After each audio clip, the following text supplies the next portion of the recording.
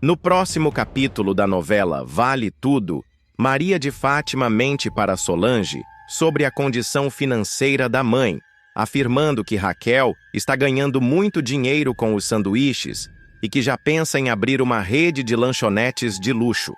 A jovem distorce a realidade para manter sua imagem de rica e influente, escondendo as dificuldades que a mãe enfrenta para pagar as contas.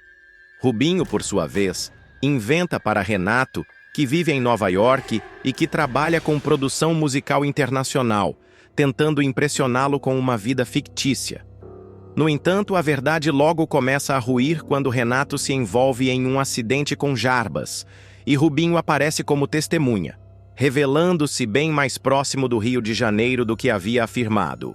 Enquanto isso, Bartolomeu confidencia a Eunice seu medo de ser demitido do jornal após receber um memorando suspeito da direção.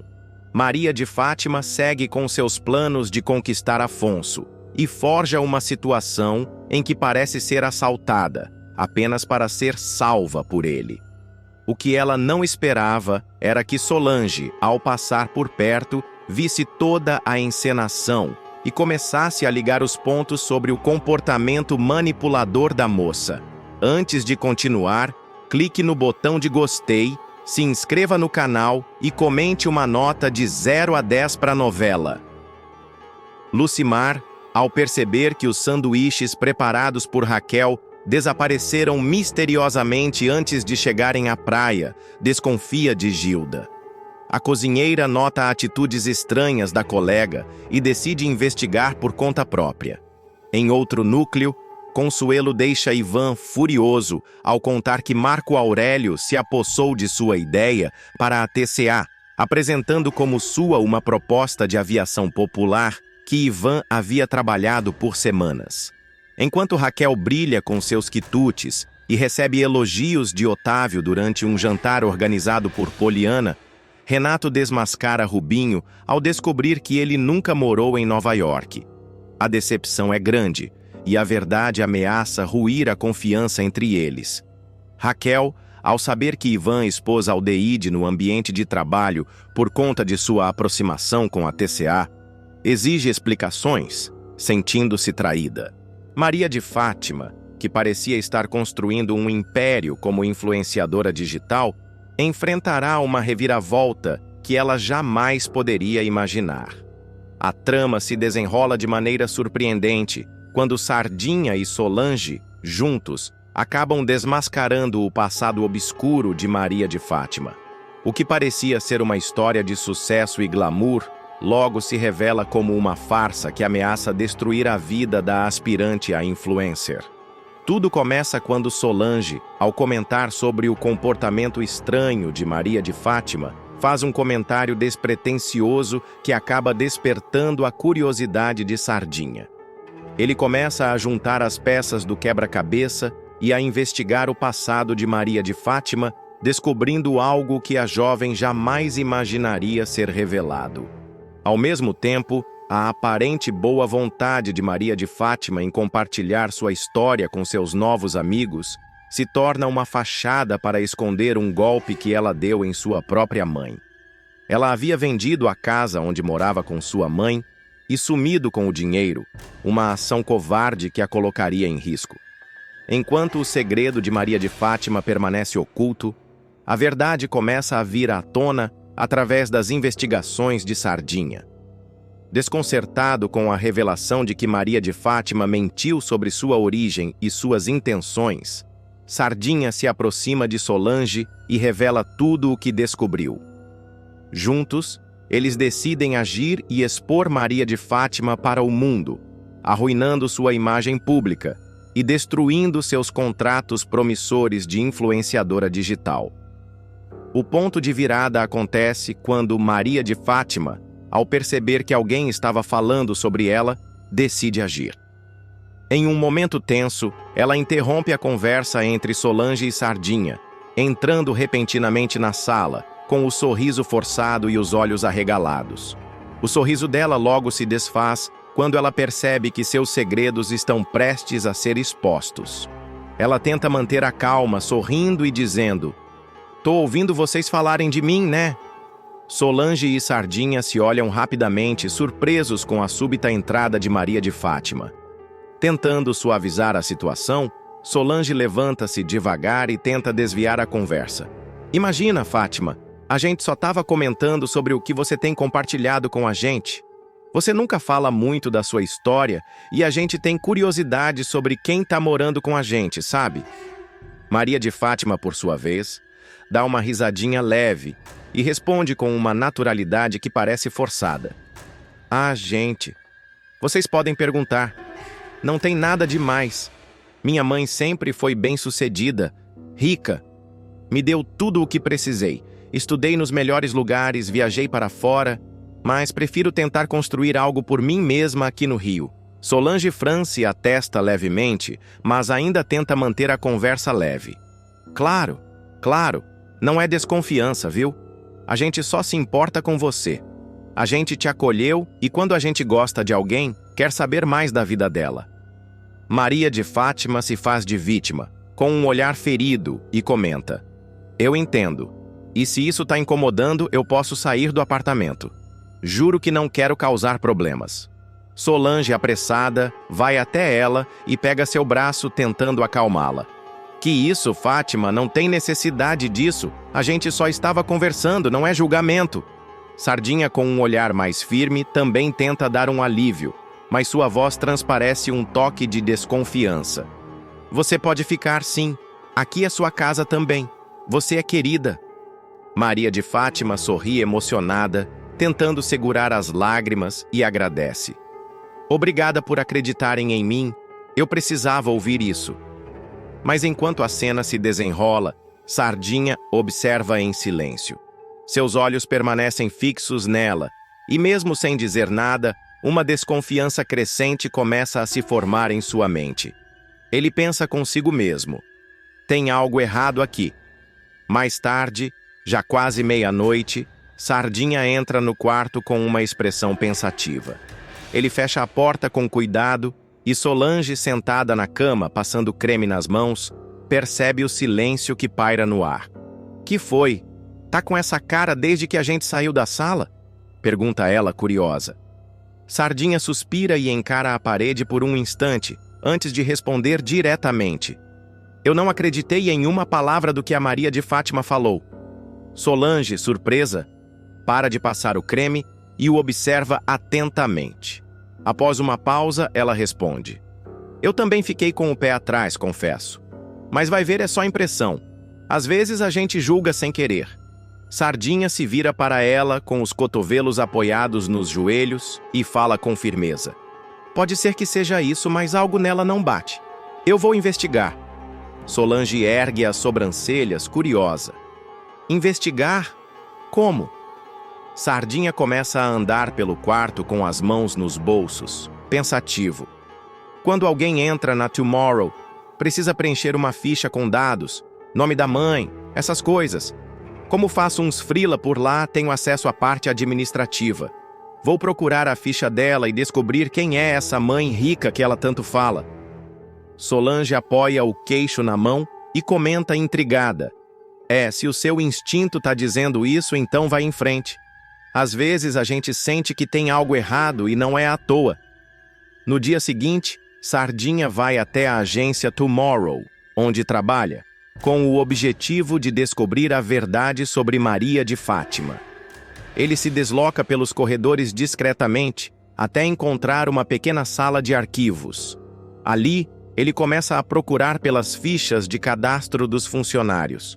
Ele abre uma gaveta, organiza os papéis e encontra o que estava procurando. A ficha de Maria de Fátima Acioli.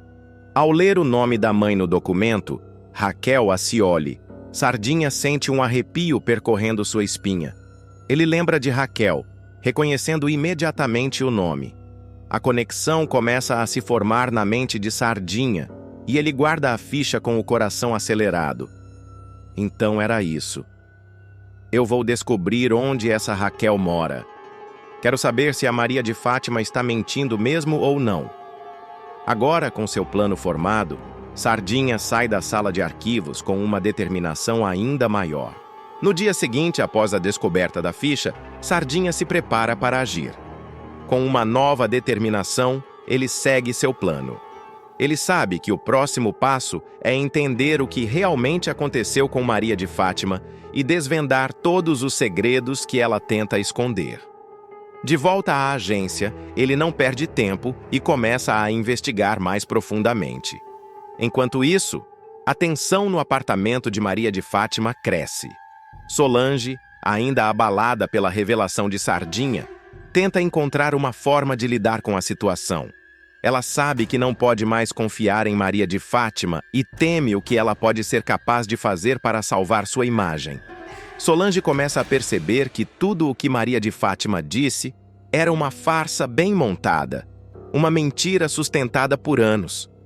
Ela precisa tomar uma atitude. Na mesma manhã, após seu expediente, Sardinha se encontra com Afonso. Ele sabia que seu amigo poderia ajudá-lo a encontrar mais pistas. Chegando ao escritório de Afonso, eles conversam rapidamente sobre a busca por Raquel Acioli, mãe de Maria de Fátima. Afonso, embora intrigado, concorda em ajudar. Com um sorriso desconfiado, ele promete a Sardinha que vai procurar algumas informações nos registros da polícia. Ele conhece alguns contatos e, com sorte, conseguiria a localização de Raquel. "Você pode contar comigo, Sardinha", diz Afonso, enquanto entrega um cartão com um número. "Faz o que você precisar, mas nada de falar sobre isso para mais ninguém." Sardinha agradece, guardando o cartão e se preparando para o próximo movimento. Aquele cartão poderia ser a chave para resolver todo o mistério. Ele sente um frio na barriga ao pensar no que pode descobrir sobre a mãe de Maria de Fátima. Ele tinha a sensação de que estava prestes a dar a grande virada na história. No início da tarde, Sardinha segue para a delegacia. O cheiro de papel antigo e o ambiente abafado da sala do policial o fazem se sentir um pouco desconfortável, mas ele mantém a compostura. O policial civil, um homem calvo com um semblante sério, o recebe com um aperto de mão firme. Sardinha entrega o nome anotado, Raquel Acioli, e aguarda, observando os dedos do policial digitando no computador. Após o som constante das teclas, o policial vira a tela para Sardinha. O nome de Raquel Acioli aparece na tela junto com alguns dados importantes. Natural do Rio de Janeiro, mas viveu muitos anos em Foz do Iguaçu. Trabalhou como guia turística, vendeu a casa que morava com a filha e se mudou para o Rio. Atualmente, vende sanduíches na praia e mora em Vila Isabel com alguns amigos. No final da tarde, Sardinha retorna ao apartamento. A tensão no ar é palpável.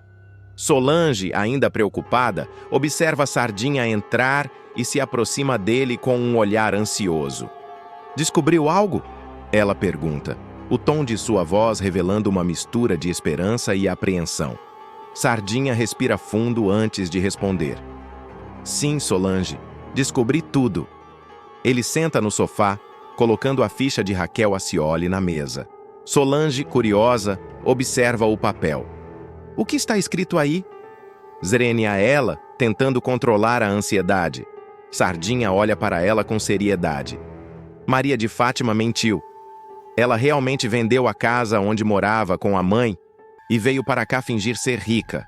A mãe dela está vivendo em Vila Isabel, vendendo sanduíches na praia para sobreviver." Solange fica em silêncio por alguns segundos, tentando processar a informação. Finalmente, ela fala com uma voz trêmula, mas firme. "Então tudo foi uma farsa. Ela mentiu para todos nós. Isso muda tudo, Sardinha." "Exatamente", responde Sardinha, com um tom de raiva contida. "Agora temos tudo o que precisamos para expor Maria de Fátima. Ela não pode mais continuar com essa farsa." À noite, Maria de Fátima chega em casa com sacolas de roupas da loja e um sorriso no rosto, como se nada tivesse acontecido. Ela entra no apartamento, mas o clima é diferente. O silêncio pesado a faz parar. Quando ela vê Solange e Sardinha sentados no sofá, com os braços cruzados e uma expressão séria, seu sorriso desaparece. "Que clima é esse?" Zrenia, ela pergunta, sem saber o que está prestes a acontecer. Sardinha se levanta lentamente, encarando Maria de Fátima com firmeza. Nós sabemos de tudo, Maria de Fátima. Maria de Fátima tenta desviar o olhar, mas Sardinha continua, com voz grave. A sua mãe se chama Raquel Acioli. Ela morava com você em Foz do Iguaçu. Você vendeu a casa dela pelas costas e veio para o Rio bancar a rica. Foi por isso que ficou abalada quando cruzou com ela na praia, né? Maria de Fátima empalidece instantaneamente. Ela aperta a sacola de roupas com força, tentando manter a compostura, mas sua fachada começa a desmoronar. Eu não sei do que você está falando. Que história é essa? Estão me confundindo com outra pessoa. Sardinha se aproxima ainda mais e fala com frieza. Não adianta mais fingir. Eu fui atrás de tudo. Puxei sua ficha, conversei com a polícia. Sua mãe está lutando para sobreviver vendendo sanduíches na praia, enquanto você finge ser filha de milionária. Maria de Fátima começa a gaguejar, tentando se defender, mas não consegue esconder o pânico em seu rosto. Isso não é verdade. Vocês estão exagerando. Solange se levanta, decepcionada, e interrompe Maria de Fátima. Não precisa mais se explicar. Fátima, você mentiu para todos nós. Não posso mais confiar em você. O tom de voz de Solange é firme, mas há um brilho de tristeza em seus olhos. Ela jamais imaginaria que uma pessoa em quem confiou poderia ser tão desonesta. Maria de Fátima começa a chorar desesperada e, em um último esforço para se salvar, vira-se para Solange. Por favor, não façam isso. Eu não tenho para onde ir. Eu preciso de ajuda. Solange balança a cabeça, triste, mas resoluta. Você traiu nossa confiança, Maria de Fátima. Não podemos mais ajudar. Com o coração pesado, Maria de Fátima abaixa a cabeça, chorando mais forte. Ela vai até o quarto, bate a porta e, poucos minutos depois, sai com uma mochila nas costas. Seus olhos estão inchados, mas ela não diz uma palavra enquanto passa por Sardinha e Solange, a caminho da porta. Antes de sair, ela olha para trás e, com um olhar de desespero, grita: Vocês ainda vão me dar razão um dia! E com a porta batendo atrás dela, o peso da mentira finalmente se desfaz.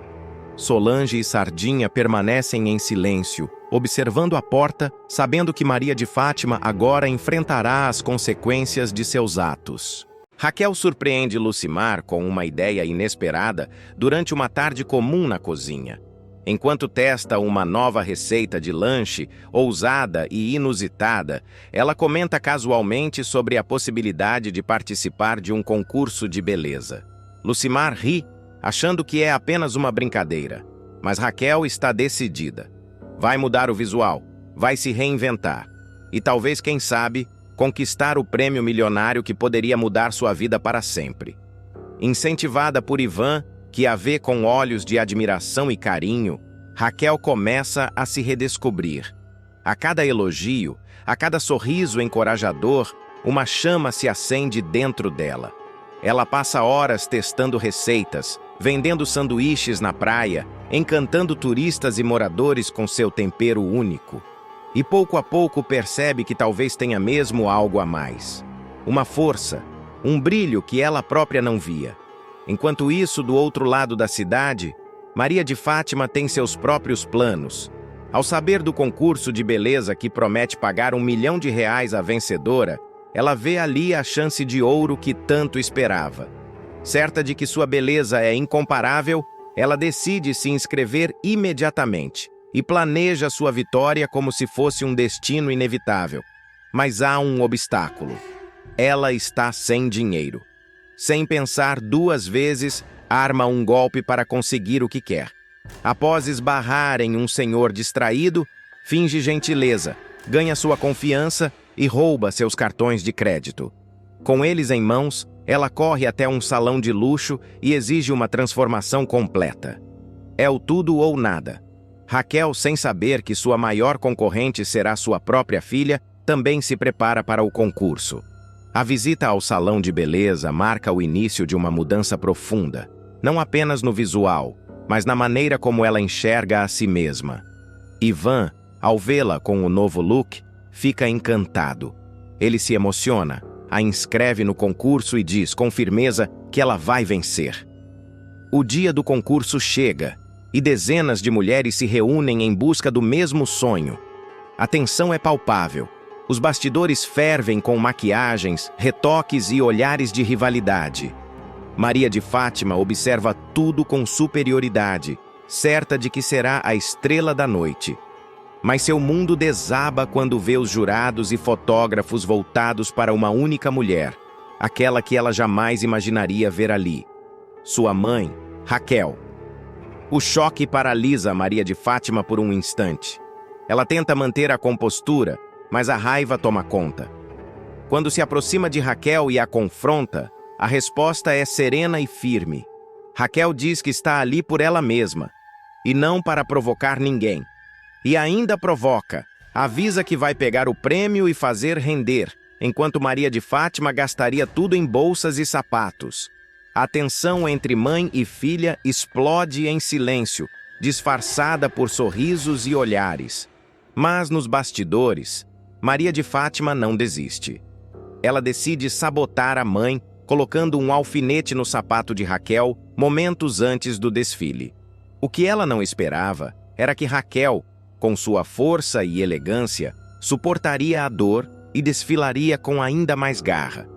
O júri se impressiona, o público vibra. E no momento mais esperado da noite, o resultado é anunciado. Raquel é a grande vencedora. Maria de Fátima perde o controle. Grita, acusa, diz que houve fraude, mas ninguém lhe dá ouvidos. Raquel, com serenidade, toma o microfone e revela ali, diante de todos, as atitudes da filha. Como ela vendeu a casa da mãe e a deixou na rua. O público fica em choque. Os flashes das câmeras disparam. Os vídeos viralizam. Maria de Fátima tenta sair às pressas, mas é vaiada por todos. Sozinha, humilhada e arrasada, ela se vê diante da própria derrota, não apenas no concurso, mas na vida. Raquel, emocionada, dedica a vitória a todas as mulheres que já foram desacreditadas. E promete usar o prêmio para realizar um sonho antigo, abrir sua própria fábrica de sanduíches. Um império construído com suor, coragem e sabor. Mas isso é só o começo. Raquel dá os primeiros passos para transformar sua vitória em um negócio de sucesso, mas se depara com propostas suspeitas de investidores que querem se aproveitar de sua fama repentina. Maria de Fátima, humilhada publicamente, jura vingança contra a mãe. Disposta a se reerguer, ela se alia a uma figura misteriosa do seu passado, que promete ajudá-la por um preço. Ivan se vê dividido entre o orgulho que sente por Raquel e o medo de que ela se perca nesse novo mundo de fama e dinheiro. Um conflito interno começa a crescer. Lucimar desconfia de uma movimentação estranha no bairro. Alguém anda perguntando demais sobre Raquel. Seria apenas inveja?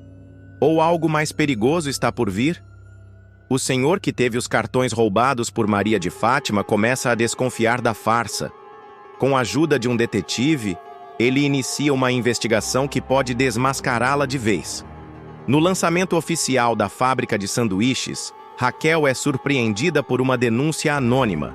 Documentos são apreendidos, alguém quer derrubá-la a qualquer custo. Maria de Fátima, determinada a recuperar o que considera seu por direito, elabora um plano ainda mais ousado: infiltrar-se no negócio da mãe fingindo estar arrependida. Maria de Fátima reaparece dizendo que quer reatar com a mãe.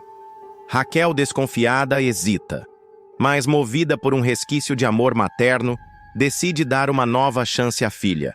Ivan alerta: quem fere uma vez pode ferir de novo. A investigação sobre o roubo dos cartões se intensifica. O detetive contratado pelo senhor enganado por Maria de Fátima encontra imagens de câmeras de segurança. A prova é irrefutável. A denúncia é feita. Enquanto isso, a fábrica de sanduíches de Raquel vira um fenômeno. O sabor, a história de superação e o carisma da fundadora atraem mídia, investidores e até políticos. Mas nos bastidores, um sócio misterioso se infiltra no negócio e começa a fazer mudanças arriscadas. Lucimar descobre documentos escondidos no escritório da fábrica, um desvio de dinheiro, um golpe em andamento. Ela corre para contar a Raquel, que se vê diante de uma nova traição, e precisa decidir se confronta o sócio corrupto ou protege a reputação do negócio.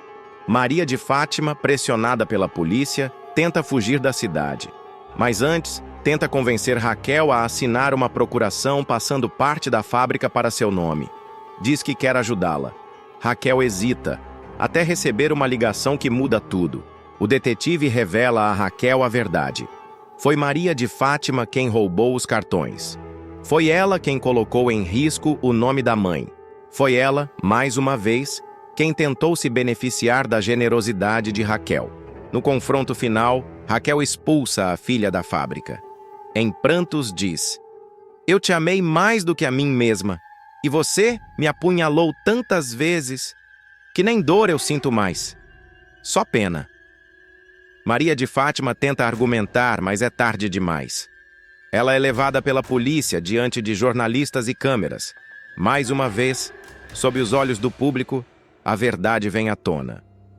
O sócio corrupto tenta fugir com dinheiro da fábrica, mas Lucimar e Ivan armam uma emboscada. Ele é preso no aeroporto e toda a fraude é desmascarada. Raquel recupera o controle do seu negócio. No auge do sucesso, Raquel recebe um convite para expandir sua marca para o exterior. Mas ela decide manter o pé no chão. "O que eu quero é crescer com dignidade, um passo de cada vez e com gente que confia em mim." Maria de Fátima, na cadeia, finalmente parece encarar o espelho pela primeira vez. Sozinha, sem maquiagem, sem luxo, sem aplausos. E começa, pela primeira vez, a escrever cartas para a mãe. Ivan pede Raquel em casamento, mas ela responde com um sorriso: "Ainda não. Preciso viver esse sonho por mim, só por mim pela primeira vez. Mas quem sabe, mais adiante." Lucimar é promovida a gerente da nova unidade da fábrica. Orgulhosa diz: "De ajudante de cozinha a mulher de negócios. E tudo isso com pão, queijo e dignidade." Raquel aparece caminhando pela praia onde vendeu seus primeiros lanches. Uma menina se aproxima e diz: "A senhora é aquela mulher da TV? A dos sanduíches?" Raquel sorri: "Sou sim. Quer experimentar?" A menina prova e diz: "Tem gosto de vitória." Raquel olha o mar, respira fundo e pensa nas voltas que a vida dá. De vítima a vencedora, de esquecida a inspiração, de mulher comum a símbolo de superação, porque no fim, vale tudo. Vale ser honesta, vale lutar, vale acreditar e, acima de tudo, vale ser quem se é. Raquel viverá momentos de profunda decepção com Ivan. O que parecia ser o início de uma fase mais leve e apaixonada para o casal acaba tomando um rumo inesperado. O que era para ser uma viagem romântica para Paraty, onde Raquel teria a chance de brilhar profissionalmente em um evento da Tomorrow, se transforma em um campo minado de frustrações, revelações e mágoas. A trama se desenrola quando Ivan, cada vez mais inquieto com os bastidores obscuros da TCA, empresa controlada com mão de ferro por Odette Reutemann, decide agir por conta própria para tentar mudar os rumos das coisas. Ele está convencido de que há corrupção em curso dentro da companhia e, diante disso, elabora um relatório detalhado com uma proposta audaciosa: investir em aviões adquiridos por meio de leilão e apostar no modelo de voos de baixo custo como alternativa para revolucionar a empresa. É uma jogada arriscada, mas que poderia colocar a TCA à frente da concorrência. No entanto, ao entregar sua ideia para Consuelo, Ivan não imagina que ela acabará sendo repassada, ou melhor, usurpada, por Marco Aurélio, o ambicioso e sorrateiro executivo da empresa. Marco Aurélio se apropria do projeto como se fosse seu, o que desperta a indignação de Ivan e acende seu desejo de confrontá-lo diretamente. É nesse contexto que a viagem para Paraty surge como uma oportunidade estratégica. Ivan descobre que Marco Aurélio estará presente no evento promovido pela Tomorrow e, sem contar seus verdadeiros planos, convence Raquel a aceitar o convite para participar. Raquel, empolgada com o crescimento de sua carreira como chefe e ansiosa para cozinhar ao lado de Laís e Cecília, vê ali a chance de mostrar seu talento e aproveitar dias agradáveis com o homem que ama. Ela não desconfia, nem por um instante, que Ivan está movido por intenções ocultas. Logo nos primeiros momentos da viagem, Raquel percebe que há algo errado. Ivan está inquieto, disperso, constantemente olhando ao redor como se procurasse alguém. E esse alguém é Marco Aurélio. O que ela esperava ser uma escapada romântica se torna um jogo de dissimulações. Ivan não parece interessado em estar com ela, em compartilhar aquele momento especial ou em apoiá-la em sua apresentação.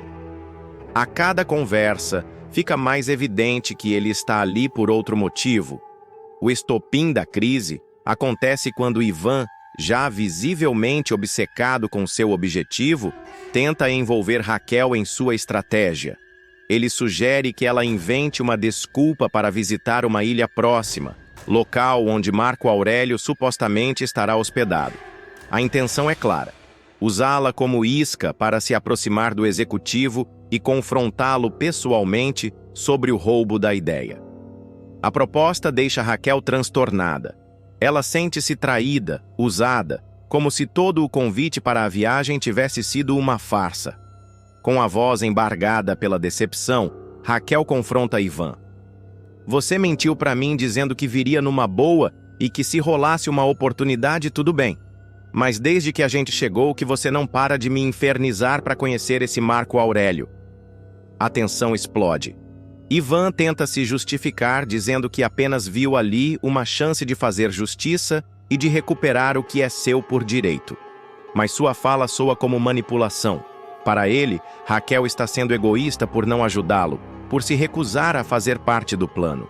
Ele joga sobre ela o peso da responsabilidade por não estar ao seu lado no momento em que ele mais precisa. A última coisa que eu quero é infernizar alguém, sabe, Raquel? Agora, ter uma parceira que, quando pode me ajudar, me ajuda. Isso eu quero. Numa boa. Ele rebate magoado e ressentido. Raquel, no entanto, permanece firme em seus princípios. A honestidade sempre foi sua bússola e ela se recusa a abandoná-la, mesmo que isso signifique perder o homem que ama. Para ela, nenhum relacionamento pode sobreviver à base de mentiras, manipulações ou jogos de poder. Ela não admite ser usada, nem aceita participar de estratégias que colocam em xeque sua integridade. Pode ser burrice. Vai ver que eu sou burra então, mas eu sou assim. Eu nunca menti para você que é assim que eu penso e você quis vir mesmo assim. Ela declara, com a voz embargada, mas sem vacilar no olhar. O silêncio entre os dois pesa. É como se a viagem, antes repleta de promessas, tivesse sido esvaziada por completo. Ivan, derrotado por sua própria impulsividade, decide deixar Paraty. Mas a partida não encerra o conflito. Pelo contrário, marca apenas o início de uma ruptura que pode deixar cicatrizes profundas. Raquel, abalada, tenta se recompor para seguir com o evento. Sente-se humilhada, não só por ter sido enganada, mas por perceber que sua relação com Ivan pode estar ruindo justamente por causa de algo que ela mais prezava: a transparência. Enquanto prepara os pratos ao lado das colegas, sua mente está distante. Ela relembra os momentos ao lado de Ivan, as conversas, os planos, os sonhos. Tudo agora parece frágil, contaminado por desconfiança. Ivan, por sua vez, sai de Paraty atormentado. Não só falhou em seu plano contra Marco Aurélio, como também perdeu a confiança de Raquel. Pela primeira vez, ele percebe que sua obsessão por justiça pode ter ultrapassado os limites e que agir sozinho, sem diálogo, só serviu para afastar quem mais acreditava nele. Essa crise entre os dois promete reverberar nos próximos episódios.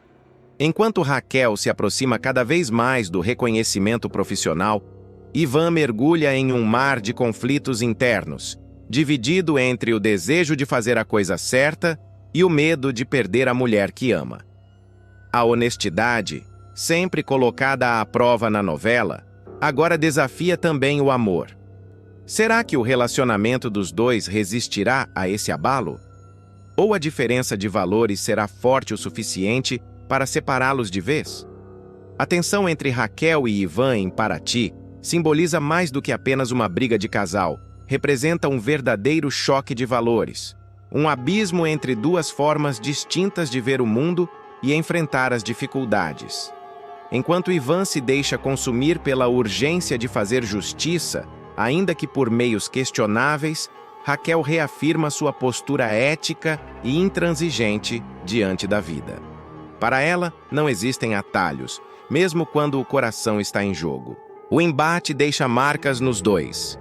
Ivan, ao ver-se rejeitado naquele momento crucial, se depara com os próprios erros. Percebe que, ao tentar manipular a situação e arrastar Raquel para seus objetivos, agiu de forma desleal, não só com ela, mas consigo mesmo. Já Raquel, embora magoada, sente-se fortalecida por ter mantido sua integridade intacta. Sua decisão de não compactuar com mentiras é dolorosa, mas reafirma quem ela é. Quando Ivan parte, deixando para trás mais do que a paisagem paradisíaca de Paraty, a atmosfera que permanece entre eles é de silêncio e distância. A viagem, que deveria consolidar laços, se transforma em divisor de águas. Ambos seguem caminhos distintos após esse rompimento, ainda amando um ao outro, mas separados por uma barreira construída com palavras duras, omissões e escolhas opostas. Ao retornarem para suas rotinas no Rio, a ferida ainda estará aberta. O relacionamento até então promissor, agora parece frágil, ameaçado por desconfianças e mágoas que não se apagam facilmente. Resta saber se o sentimento que os une será suficiente para superar as diferenças ou se a honestidade inabalável de Raquel será, mais uma vez, o preço de sua solidão. A chegada de Odete Roitman promete desencadear uma série de conflitos intensos, especialmente no núcleo de sua família, onde antigas feridas ainda estão abertas e cicatrizes mal escondidas virão à tona. A tensão que antecede esse reencontro é quase palpável, e ninguém sentirá tanto o peso desse retorno quanto Heleninha. A filha de Odete, que lutava bravamente contra o alcoolismo, acabará tendo uma recaída justamente no dia em que a mãe pisa novamente em solo brasileiro. A pressão emocional, o histórico de opressão e o desprezo velado da matriarca se tornarão gatilhos para um episódio devastador. A primeira pessoa a ser informada sobre a volta de Odete é Marco Aurélio. O empresário, embora acostumado com os jogos de poder e as reviravoltas do mundo dos negócios, não esconde o incômodo com a notícia. Sua expressão muda, seu semblante se fecha e a insegurança se instala. Ele sabe que, com Odete por perto, o controle que exerce sobre algumas situações poderá escorregar por entre seus dedos. Em paralelo, outros membros da família também começam a reagir à iminente chegada da matriarca. A ansiedade e a tensão pairam sobre todos como uma nuvem pesada. Celina tenta manter a compostura, Afonso finge indiferença, Eugênio se mostra reticente, mas é Heleninha quem mais sofre com a notícia. Para ela, a volta da mãe significa reviver traumas profundos, encarar julgamentos silenciosos e, acima de tudo, confrontar a dor de nunca ter sido aceita ou compreendida. Na véspera do retorno de Odete, Heleninha já começa a demonstrar sinais de instabilidade emocional. Ela evita os encontros familiares, se recusa a falar sobre a mãe e passa boa parte do tempo trancada no quarto. Celina, preocupada, tenta se aproximar, mas Heleninha se mostra arredia. Com os olhos marejados, ela observa uma antiga fotografia da família, onde Odete aparece imponente, quase inalcançável. A lembrança da frieza com que sempre foi tratada vai corroendo suas defesas emocionais. As mãos tremem, o coração acelera. Sozinha, ela se aproxima da cama, ajoelha-se diante do colchão e retira uma garrafa de uísque cuidadosamente escondida. O olhar é de derrota, mas também de desafio. Só um golinho, murmura para si mesma, como quem busca justificar o inevitável. No dia seguinte, enquanto Celina, Afonso e Eugênio tentam organizar a casa para receber Odete, Heleninha permanece isolada. A bebida já surte efeito e a voz embargada entrega sua condição. Enquanto os familiares se posicionam na sala para aguardar a chegada da empresária, Heleninha continua bebendo. Cada gole parece entorpecê-la um pouco mais e, com isso, suas emoções se tornam mais intensas e descontroladas. O momento da chegada finalmente chega. Sem aviso prévio, Odete surge na porta principal, vestida com elegância, imponência e aquele ar de superioridade que sempre a acompanhou. A presença dela domina o ambiente, silencia os sorrisos e provoca um desconforto imediato. Ela olha ao redor, analisa tudo com olhos críticos e, sem o menor pudor, recusa o convite para se hospedar na casa de Celina. A elegância exige um mínimo de privacidade, diz ela com desdém, exigindo ser levada imediatamente a um hotel 5 estrelas. O reencontro com os parentes é marcado por falsos sorrisos e cortes sutis. Odete distribui elogios disfarçados, faz comentários passivo-agressivos sobre o visual dos sobrinhos e, ao notar a mobília nova da casa de Celina, não se contém. Nesse ritmo não tem herança que dê conta. A frase soa como uma faca, mas dita com um sorriso gélido que disfarça sua crueldade. O ambiente fica ainda mais tenso. Todos se entreolham, buscando uma reação, mas ninguém tem coragem de enfrentar a matriarca. É nesse instante que Heleninha aparece. Visivelmente embriagada, ela surge no topo da escada segurando um copo de uísque. Seus olhos estão avermelhados, os passos são cambaleantes, mas sua voz sai firme, carregada de sarcasmo. "A festa já começou? Ou eu perdi o melhor?" pergunta, atraindo a atenção de todos. O silêncio que se instaura é quase absoluto. Todos voltam os olhos para ela incrédulos. Odete a encara sem pestanejar. Heleninha desce alguns degraus, ainda com o copo na mão, e finge observar a decoração da casa. "E aí, mamãe? Os móveis incomodam tanto assim? Ou você acha que nesse mundo não tem mais lugar para beleza?" O sarcasmo evolui rapidamente para a provocação direta. Heleninha dá mais um gole e solta. "Só um golinho, Afonso, para comemorar a chegada da mamãe." O tom é debochado, quase teatral. Ela propõe um brinde, ergue o copo e convida todos a acompanhá-la. "Vamos brindar, afinal não é todo dia que a rainha volta ao trono." Celina tenta intervir, se levanta num impulso, mas antes que consiga impedir a filha, o pior acontece. Heleninha, ao tentar dar mais um passo, tropeça no tapete do degrau, perde o equilíbrio e despenca a escada abaixo. O copo voa de sua mão, gira no ar e se espatifa no chão, espalhando cacos e bebida pelo tapete da sala. O impacto da queda ecoa pela casa, seguido por um grito abafado de Celina. O desespero se instala. Afonso e Eugênio correm em direção a Heleninha, que está caída no chão, desacordada por alguns segundos, mas sem ferimentos graves. Celina se ajoelha ao lado dela, desesperada, segurando suas mãos, tentando chamá-la de volta à consciência. Os olhos dela se enchem de lágrimas, enquanto os outros familiares assistem, atônitos, à cena humilhante e dolorosa. Odete, por sua vez, permanece parada, imóvel, observando tudo com um olhar duro, crítico, carregado de julgamento. Não move um músculo, não esboça reação.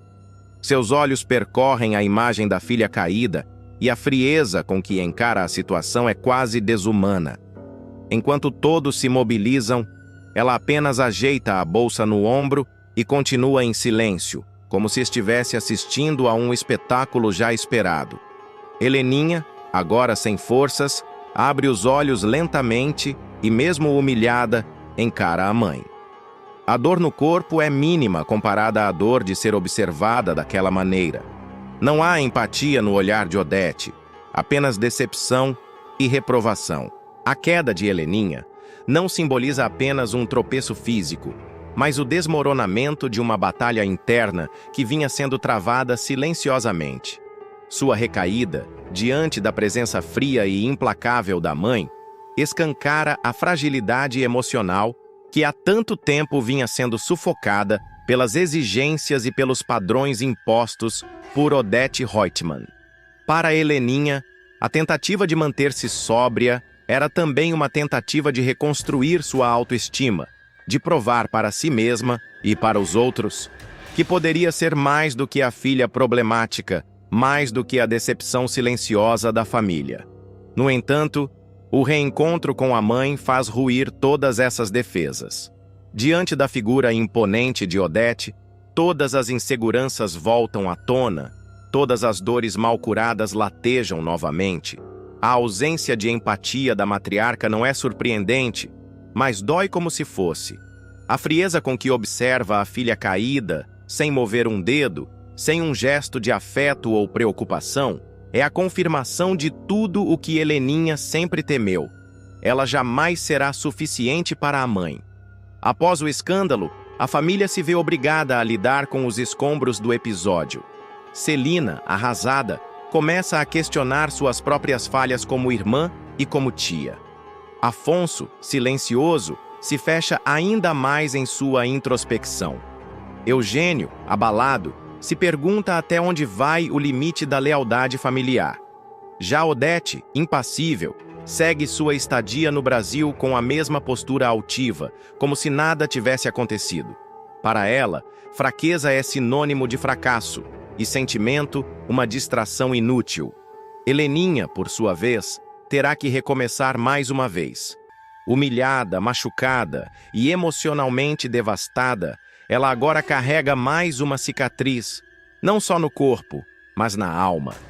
Sua queda escancarou para todos o quanto ainda precisa de ajuda, o quanto sua luta é contínua e solitária. Mas também trouxe à tona a urgência de ser ouvida, compreendida, acolhida. Porque nem sempre quem grita está querendo chamar atenção. Às vezes, está apenas tentando sobreviver em meio ao silêncio imposto por uma vida inteira de rejeição. Raquel mudará de opinião sobre Maria de Fátima. Aquela admiração quase cega, a confiança irrestrita, a certeza de que a filha seria uma vítima das circunstâncias, será desconstruída passo a passo. Raquel acreditará, durante muito tempo, que César será o grande vilão dessa história, o manipulador frio que terá enredado sua menina pura em um mundo de ambição e luxúria. Ela defenderá Fátima com unhas e dentes, mesmo contra todos os indícios, mesmo contra a lógica. Mas essa ilusão, que por tanto tempo a sustentará, se desfará de forma cruel. A guia de turismo, mulher batalhadora e honesta, começará a perceber as rachaduras na imagem que construíra da filha. As atitudes de Fátima se tornarão cada vez mais difíceis de justificar. A arrogância, o desprezo, a indiferença com a própria mãe serão pistas que Raquel começará a captar, mesmo relutando em aceitar o que elas significarão. Ainda assim, ela resistirá. Tentará encontrar desculpas, se agarrará à ideia de que a filha estará apenas passando por uma fase, sendo influenciada pelas más companhias, tentando sobreviver em um mundo duro. No fundo, Raquel desejará acreditar que o amor de mãe poderá resgatar Maria de Fátima. Mas o estopim virá de maneira inesperada e dolorosa. Raquel estará vendendo sanduíches na praia, o calor escaldante, o mar como testemunha silenciosa da batalha diária que ela travará para reconstruir a vida com dignidade. Suas mãos, calejadas, montarão cada sanduíche com cuidado. Ela oferecerá os lanches aos banhistas com um sorriso no rosto, com a garra de quem terá decidido não se curvar às adversidades. Ela estará fazendo o possível para seguir em frente, sem depender de ninguém, sem se envergonhar do próprio trabalho. E então, No meio da multidão, ela verá Maria de Fátima. A filha, vestida com um biquíni caro, deitada numa canga ao lado de Solange, estará completamente alheia à realidade da mãe. Raquel se aproximará sem saber exatamente como agir. No peito, um misto de saudade e esperança ainda pulsará. Mas o que acontecerá a seguir será um divisor de águas. Solange acenará para Raquel sem saber que se trata da mãe de sua amiga. "Oi, moça, tem de quê?" perguntará com curiosidade. Raquel, animada, responderá com a simpatia de sempre. "Boa tarde. Hoje terei de frango com cottage, ricota temperada, peru com abacaxi grelhado, todos fresquinhos." Fátima, que estará distraída no celular, ouvirá a voz e congelará. Ela reconhecerá a mãe imediatamente, mas sua reação será fria como gelo. Sem sequer levantar o olhar direito, ela fingirá que não a conhecerá. Como se aquela mulher simples, vendedora ambulante, fosse uma completa estranha. "Quer sanduíche, Fátima?" indagará Solange, surpresa com o silêncio da amiga. "Não, eu só vou querer viver a minha vida", responderá Fátima, olhando de forma dura para Raquel. Sua voz carregará desprezo, distanciamento, como se aquele simples contato ameaçasse manchar a imagem que ela construirá para si. Raquel sentirá o impacto como um soco no peito, mas disfarçará. Treinará o sorriso, fingirá que não notará o desprezo da própria filha. Continuará atendendo com dignidade, sem baixar a cabeça. Quando Solange for pagar o sanduíche, Maria de Fátima ainda fará piada. "Dá uma gorjeta, Solange." Raquel, ferida, responderá com firmeza. "Não se preocupe não, que eu já estarei cobrando o preço justo. Não precisarei de esmola, não. Tenho 2 braços e 2 pernas para trabalhar. E muita fé em Deus." O orgulho será sua defesa. Ela não permitirá que ninguém, nem mesmo a filha, a humilhe sem reação. Com o coração em pedaços, Raquel irá embora. Caminhará com passos lentos, o pensamento embaralhado, a alma machucada. No caminho, lembrará de cada sacrifício que terá feito por Maria de Fátima. Cada noite mal dormida, cada centavo economizado, cada sonho que terá deixado de lado. E agora, tudo aquilo parecerá inútil. Pela primeira vez, ela admitirá para si mesma: sua filha não vale nada. Mais tarde, no fim do dia, Raquel se encontrará com Lucimar e Daniela. Elas estarão ajudando com o pequeno negócio de sanduíches e dividirão com ela a alegria de ter vendido tudo. "E se continuar ganhando desse jeito, daqui a pouco a sua filha estará de olho grande", dirá Lucimar rindo. Mas Raquel não sorrirá, a dor ainda estará latejando. "Você me fará um favor, Lucimar? Não me falará mais dessa menina, nem bem nem mal, nada. Eu preciso esquecer que essa menina existe", dirá Raquel com uma firmeza melancólica. Daniela, espantada, tentará argumentar. "Nossa, Raquel, ela pode ser ruim, mas continua sendo sua filha." Mas Raquel retrucará sem hesitação. Uma filha que tem vergonha da própria mãe? A indignação tomará conta da sua voz. Naquele momento, ela deixará claro que desistirá de Maria de Fátima. Os dias se arrastarão como uma neblina espessa para Raquel. Cada manhã começará com o barulho do mar, o peso da caixa de isopor nos ombros e a lembrança da filha que, viva e saudável, se comportará como uma estranha. Ela continuará vendendo sanduíches na areia com a mesma garra de sempre, mas algo dentro dela mudará para sempre. Ela não esperará mais nada de Fátima. Não desejará uma ligação, não desejará um abraço, não esperará um pedido de perdão. As amigas continuarão tentando fazer com que Raquel veja a filha com outros olhos. Vai que ela se arrependerá um dia. Lucimar arriscará. "Ela ainda é nova, tá confusa", comentará Daniela. Mas Raquel não cederá. Sua dor não virá de mágoa passageira. Será uma decepção enraizada. Fátima não apenas a ignorará, ela a apagará. E isso para Raquel será o maior crime. Eu posso perdoar tudo nessa vida, tudo, até a mentira, até o erro. Mas vergonha da própria mãe? Isso eu não aceitarei nunca, dirá com firmeza, enquanto organizará os pães e recheios no isopor, o suor escorrendo pelo rosto. Maria de Fátima, por outro lado, continuará em sua escalada social. Ela frequentará festas, almoçará em restaurantes chiques, fingirá ser alguém que não é. Quando alguém perguntar de sua família, ela responderá com evasivas. Dirá que seus pais morreram, que foi criada por uma tia rica, que estudou fora. Tudo mentira, tudo encenação. Ela se perderá em suas próprias invenções, como se pudesse apagar a raiz e ainda manter-se em pé. César notará a frieza dela, mas estará encantado demais para ver além do que deseja. Solange, aos poucos, começará a desconfiar, mas também se calará.